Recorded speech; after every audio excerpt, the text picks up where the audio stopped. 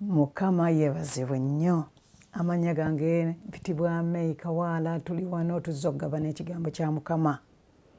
Twagala okulaba nga twezzaamu amaanyi mu biro ebiringa bwe biti, naye nga sinaba kugenda mu maaso okubeeyanjulira ennyo era n'okwogera ku kigambo kya Katonda. Ebiseera bino twetaaga okwejjukanya mu bulamu bwaffe kiki kye tuli era tukiri mu ki, era kyova olaba nti ekyawandiikibwa ekitujjukiza leero thiimu yaffe egamba nti okukuuma ekirabo ekya Yesu ekyatuweebwa obuweebwa olw'ekisa kya Katonda. Ebiro bino byonna era tuyiga ku kisa, naye nga nzirayo njagala okubategeeza nti Mukama atukoze bulungi nnyo olw'ekisa kye nga tumuweereza, atuwaniridde mu biseera bino ebitali byangu, era twagala okumwebaza nga tetunnaba kweyongerayo, naye njagala bategeeza nti tulina okusaba, era nga bulijjo bwe mbategeeza nti tulina okusaba ekiro ne ku nkya ennyo okusaba 10 ddala essaawa 10 ez'e Uganda, era wano zibeera ssaawa 3 ez'ekiro Eastern Time, tubeera ssaawa 3 e Uganda, ssaawa 10 ez'okumakya ne tuzuukuka. Tulina abantu abawera abazuukuka ne tusaba e Uganda na wano mu Amerika ne mu nsi endala, era ate n'emisana malya g'ekyemisana tulina lunch hours fellowship, era ne tubeerako.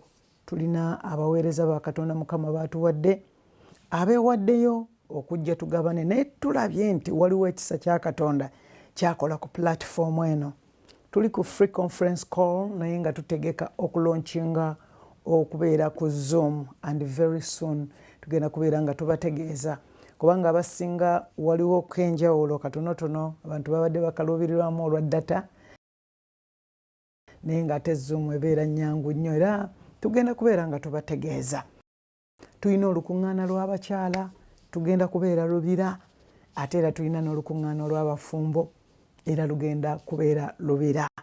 Erubira eyo awagalamira omusajja wa Mukama, omubuulizi w'enjiri Pastor Kawaala, era nga yo yali taata w'abaana bange, ate era nga ye yali mwami wange. Naye ate tulabye nga Katonda akoze omulimu ogw'amaanyi. Ebiseera ebisinga tulabye nti ku bintu ebimu era bye tugenda okuyiga, tulaba nti mu bulumi obwa Yesu okufa ku musaalaba, nze naawe tulokolebwe, oba ggwe atannaba kulokoka olokoke. Mu bulumi obwa Yesu mwavaamu ekyomuwendo, mwavaamu omusaayi ogwa Yesu ogwagula ggwe nange, oba ogugula omuntu ne kibeera ng'ekirabo gy'ali okulokoka.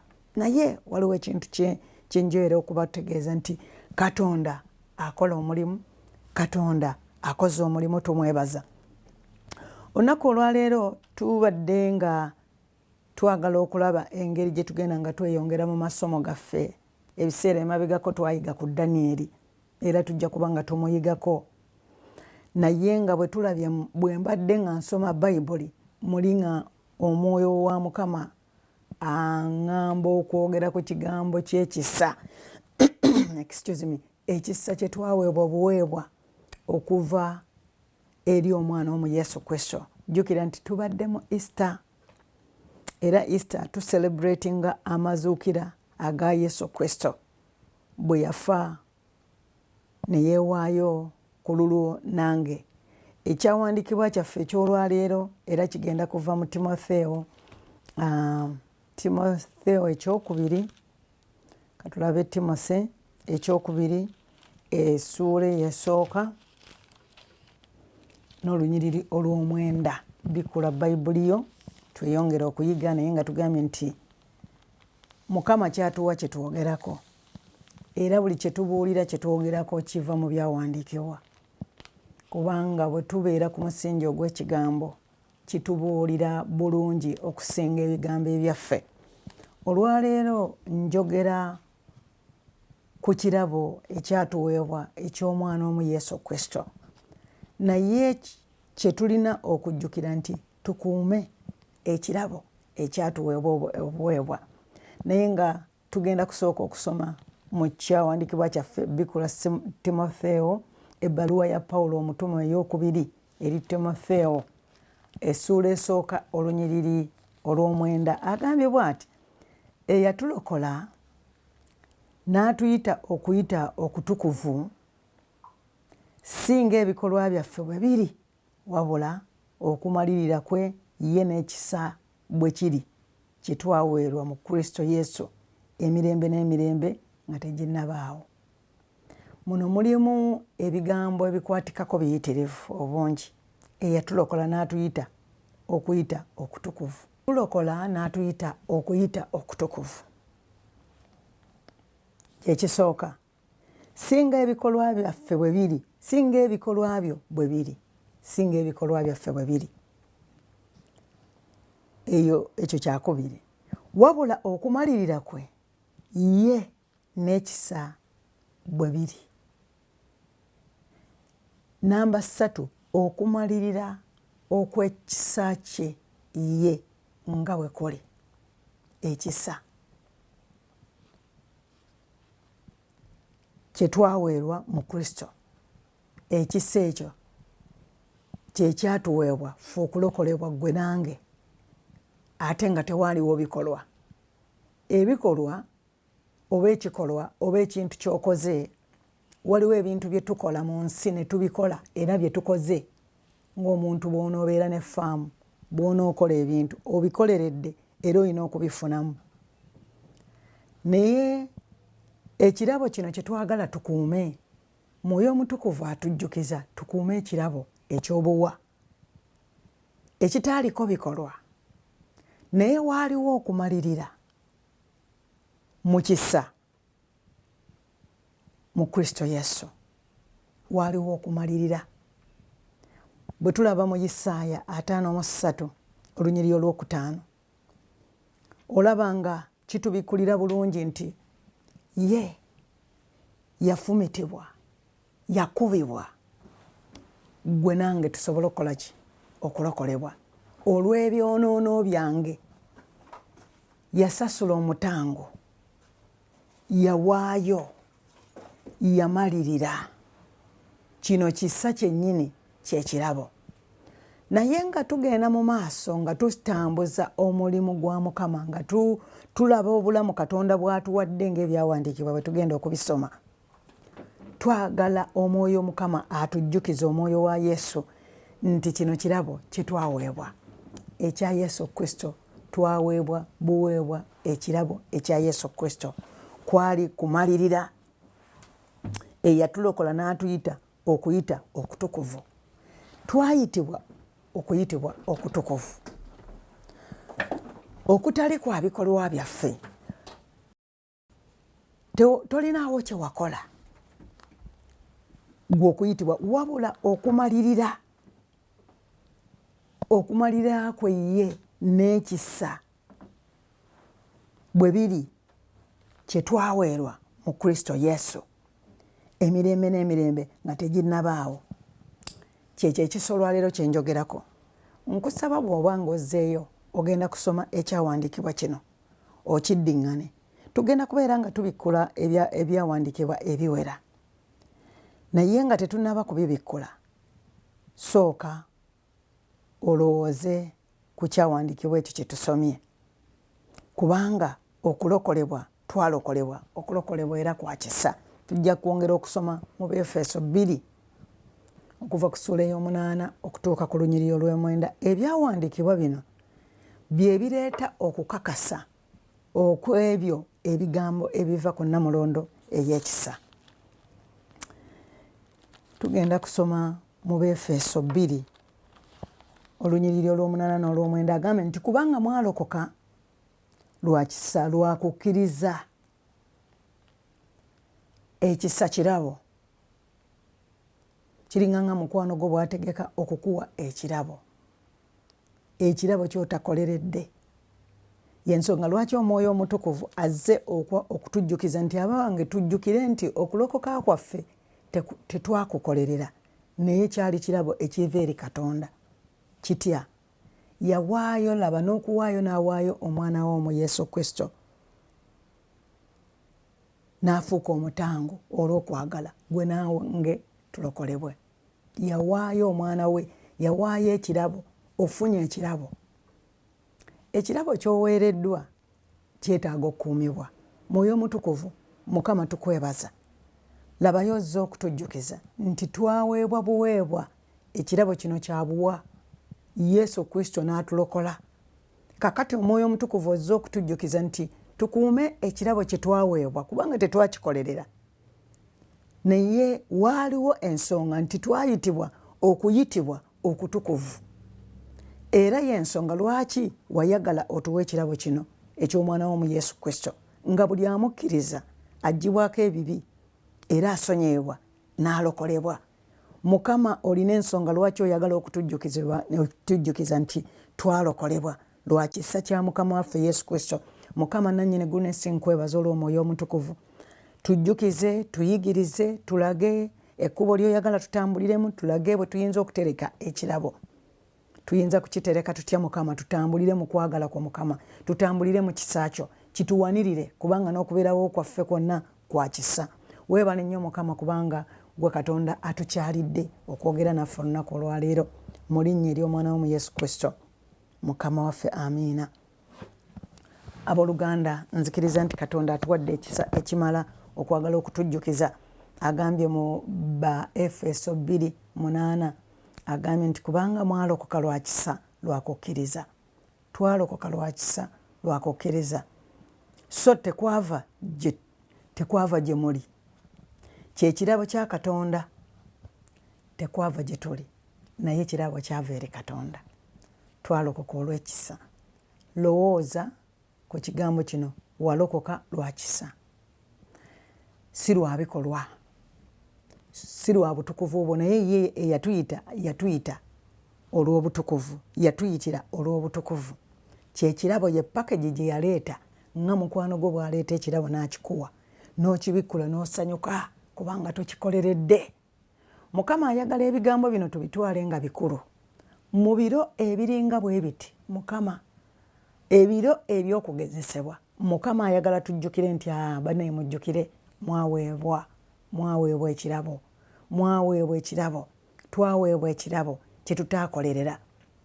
Waliwo ebintu bye tukoze oba bye tufubiridde oba bye tuli, bireme okutubuzaabuza n'ekirabo ekyo kye twaweebwa obuwa eky'obulokozi, ekitutwala ku Nnamulondo ey'ekisa, ekituleetera okutambulira mu butukuvu ffe abatasaanira.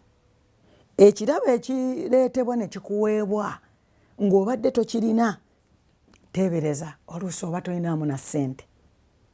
Oli n'ajja n'akwata ekirabo n'agamba emmotoka yiiyo ngikuwadde.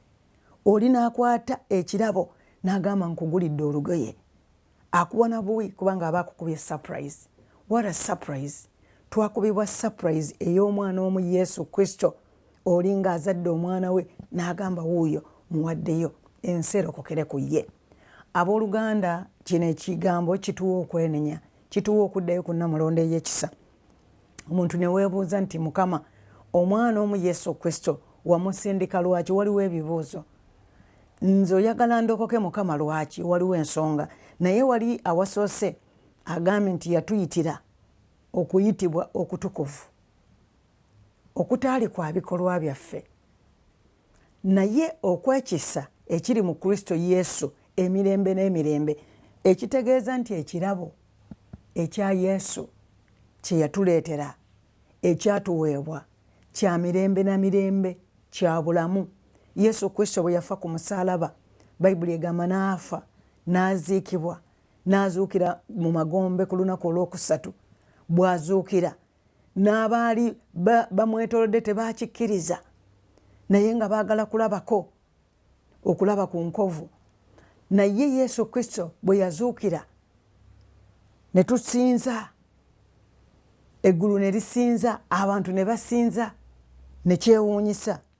Naye ng'ekigendererwa kya Yesu Kristo, Bayibuli etugamba mu Bagalatiya 3:13 nti Kristo yatununula mu kikolimo eky'amateeka. Twafugibwanga amateeka. Amateeka tegandibadde mabi, naye amateeka kyandibadde ng'oko gatujajinga gatulumiriza naye wano waliwo okubeerawo olw'ekisa. Omanyi okubeera nga ofunye ekisa. Ffe tutuukirira mu Kristo Yesu Mukama waffe, naye ng'okufuna Yesu Kristo Mukama waffe tumufuna lwa kukkiriza, ng'era ekyawandiikibwa kigambye nti kubanga mwalokoka lwa kisa lwa kukkiriza. Gwe okufuna Yesu Kristo ng'omulokozi wo omufuna lwa kisa ate lwa kukkiriza, kubanga omuntu akkiriza na mutima gwe n'oyatula n'akamwako nti Yesu Kristo ye mulokozi wange. Era kyova olaba nti tulaba abantu bangi enjiri kasiteebuulirwa, omuntu n'avaayo ng'ekisa kya Mukama kimukomyeko, omulaba bulabi nga ttulula amaziga naye nga waliwo amaanyi, ekisa maanyi. Kakati ekisa kya Mukama kikuwalula ne kikuleeta ku nnamulondo ey'ekisa. Bw'oba obadde olina by'otambuliramu, enjiri n'ebuulirwa, enjiri eri ku mazima mu butuufu, n'okomebwako. Ekisa kya Mukama kituwalula. Era olwaleero tuli wano nga tusaba nti Mukama, Mwoyo Omutukuvu, tusaba ekisa kyo kituwalule mu biro bino ebizibu. Mukama, ekisa kyo kitusikeyo yonna gye tubadde tubulira, bye tubaddemu nga tulowooza nti nno obwo bwe bulokozi, bye tukola ne bibeera nga biringa ebiziba amaaso gaffe obutalaba kisa kyo. Mukama, nsaba ekisa kyo kikke. Ekisa kya Mukama kikke ku bulamu bwo olunaku olwaleero. Ekisa kya Mukama nsaba kikke ku bulamu bwange. Mukama, obikkule amaaso gange olw'ekisa nkulabe nkutegeere. Obikkule amatu gange olw'ekisa nkulabe nkutegeere.